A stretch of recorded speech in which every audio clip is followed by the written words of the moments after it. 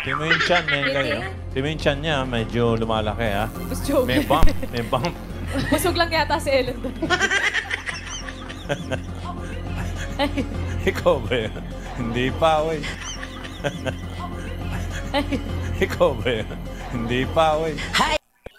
Welcome back, mga kaaldab. Ito na naman po ang inyong lingkod, si Mr. Destiny. At magbibigay po tayo ng pinakamainit na update po ngayon sa social media. Ito po yung pinag-uusapan nila na hinawakan daw po kasi ni Mengay yung tiyan niya. Di po ba? Pero sabi naman ni Henyo Master Joey De Leon, hindi pa. Di po ba? Hindi raw totoo itong mga pinapakalat po ng iba. Sabi ko nga po sa inyo, alam nyo naman po sila sa social media kung ano po yung makita nila, matanaw nila. Lalo na nga po kapag hinawakan ni Mengay yung tiyan niya. Buti na lang dumistansya agad si Henyo Master Joey De Leon at sinabi niyang hindi. Di po ba?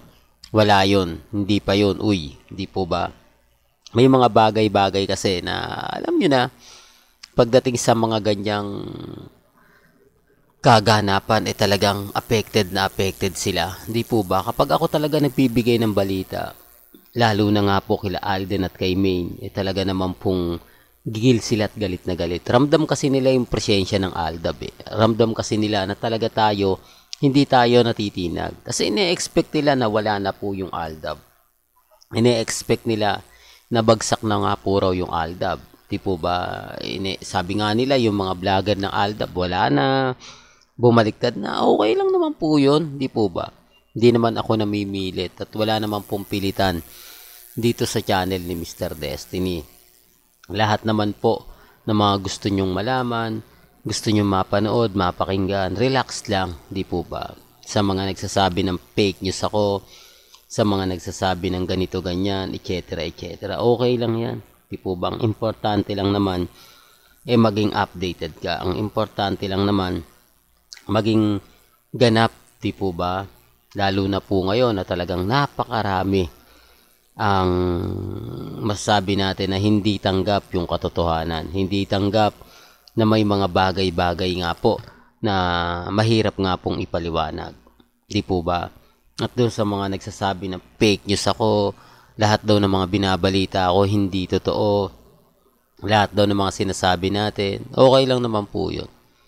Ang importante lang naman po mga kaaldab, yung latest, kung trending, kung ano na nga po ba yung mga nangyayari, kung ano na nga po ba yung ganap. Kahit naman po kasi anong sabihin nila, relax lang tayo, chill lang tayo. O ba? Sa mga nagsasabi ng, naku hindi, fake news yan, si Mr. Destiny, lahat ng mga sinasabi niyan, lahat ng mga pinapakita niya, pinapaliwanag niyan, di po ba? Darating din yung point na tayo pa rin yung wagi. Darating yung point na ganito, ganyan. Sabi ko nga po sa inyo, sila naman po talaga yung gumagawa ng aksyon. Sila naman po talaga ang magsasabi sa atin kung titigil na po ba tayo o hindi. Di po ba? Pero bago ako magtuloy at bago natin pag-usapan itong mga mainit na talakayan, kung bago ka lang sa channel na to at isa kang true-blooded Aldab Nation na nagmamahal po kila Mengay at Isoy, tama po ang channel na pinuntahan mo, kaya consider na po kitang bagong subscriber. At huwag mong kalimutang i-share ang mga video po natin sa mga mami, sa mga titas at sa mga senior. Remind ko lang po sa mga nagpapakalat ng fake news, sa mga nagsasabi ng ganito, nagsasabi ng ganyan, relax lang po tayo. Di po ba? Huwag po kayong padadala sa mga pahayag, sa mga sinasabi ng iba. Kasi, sa totoo lang po mga kaaldab, napakarami pong mga kumakalat na hindi talaga maganda at hindi kaaya-aya. Hindi po ba? Buti na lang may mga bagay-bagay na sumasang-ayon sa atin ng panahon. Hindi po ba? Sumasang-ayon sa atin ang sitwasyon. Kasi kung dito po sa tiyan ni Mengay, pinag-usapan na, wala na, di po ba? Sabi ko nga po sa inyo, may mga time na hindi tayo masyado sinasaktan.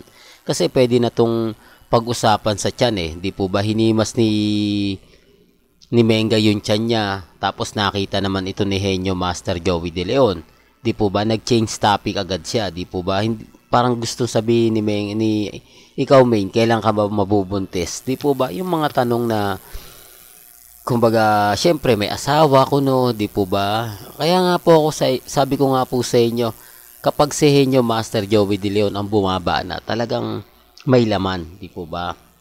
May mga kaganapan na talagang masasaktan ka. Pero sa ngayon wala eh. Di po ba? Pumabor pa rin po sa atin. Pumabor na ganito ganyan, Mr. Destiny, kayo pa rin ang panalo. Hindi tinuloy ni Henyo Master Joey De Leon yung gusto niyang sabihin. At hindi naman sinabi ni Mengay na, malapit na rin. Nag-aantay lang kami ng tamang panahon. Kumbaga, siguro pag dumating, ganito, ganyan, etc. etc. Di po ba? Sabi ko nga po sa inyo, dito lang niyo po mapapanood yan sa channel ni Mr. Destiny. Di po ba? Pabor man o hindi, kailangan nyo pong malaman. Kailangan updated po kayo. Yan ang lagi ko pong pinapaliwanag. Lagi ko pong sinasabi. Lalo na po sa mga bumibisita, dumadaan sa channel natin. No? Na keso ganito, keso ganon. Sabi ko nga po sa inyo, chill lang. Di po ba? Marami kasing nagre-react, marami kasing nagre-reklamo na ganito, ganyan, etc. etc. Okay lang naman po yun. Kung ano lang po yung latest, kung ano lang po yung trending, dun lang po tayo. Sa mga nagsasabi na ganito, sa mga nagsasabi ng ganon, wag niyo pong paniniwalaan yon. Di po ba? Wag niyo paniniwalaan yon kasi ito yung pinapaliwanag ko, ito yung mga sinasabi ko na ganito, ganyan, etc. etc. Di po ba? Darating din po yung point mga kaaldab na tayo yung wagi. Tayo yung panalo, tayo yung makapagsasabi ng ganito, makapagsasabi ng ganon. Sa mga nagsasabi, fake news yan, huwag niyong paniwalaan yan. Okay lang naman po. Ang importante lang naman po yung maging updated po kayo. Ang importante lang po, yung mga kaganapan na gusto niyo pong malaman. Gusto nyong makuha, di po ba? Ang dami kasing nagre-react, ang daming nagko-komento, ang daming nagsasabi ng ganito, ang dami nagsasabi ng ganon, di po ba? Normal lang naman po yun lalo na po sa channel ni Mr. Destiny. Kasi ako, tuloy-tuloy lang naman po yung update natin. Hindi tayo magbabago at never po tayong papa-apekto po sa kanila. Kahit sabihin nila na,